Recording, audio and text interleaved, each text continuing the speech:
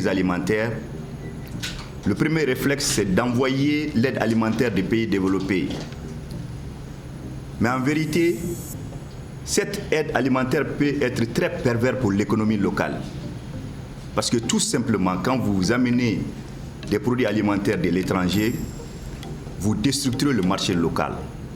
Où la plupart du temps, il y a des produits, simplement, le problème, c'est souvent un problème, disons, d'amener ça là où les gens ont besoin. Et c'est pour cette raison que la question de l'aide alimentaire en nature, qui a causé des problèmes souvent aux économies locales, a été abordée de façon responsable par les différents acteurs.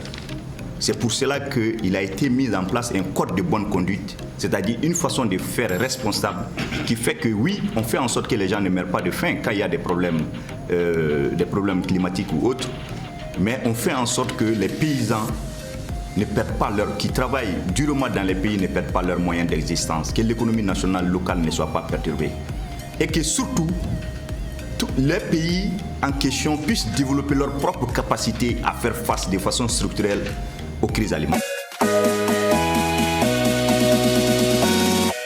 Toute notre existence tourne autour d'abord de la recherche d'une bonne alimentation qui conditionne la santé et les autres activités. Donc cette situation nous amène à réfléchir tout le temps pour sortir des situations plus difficiles. Plus nous avançons et les populations croissent, nous faisons face alors à des difficultés liées à ces besoins alimentaires qui augmentent aussi, en quantité et en qualité.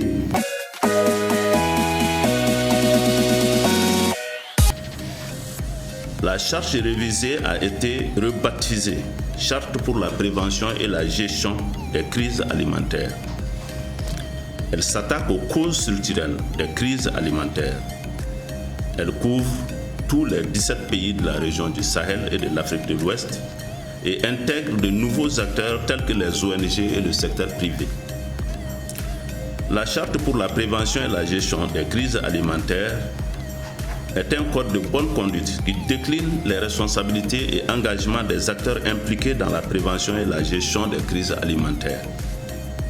Les engagements portent notamment sur le renforcement du système d'information, des plateformes de dialogue, de coordination et cohérence des interventions et les instruments de prévention et de gestion.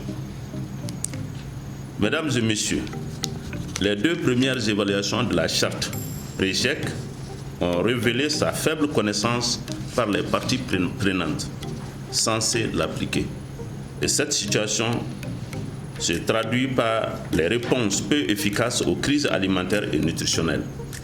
C'est ainsi que la deuxième évaluation a recommandé d'intensifier la domestication de la charte à travers des comités nationaux de veille citoyenne et parlementaires sur le respect de ses principes et ses engagements.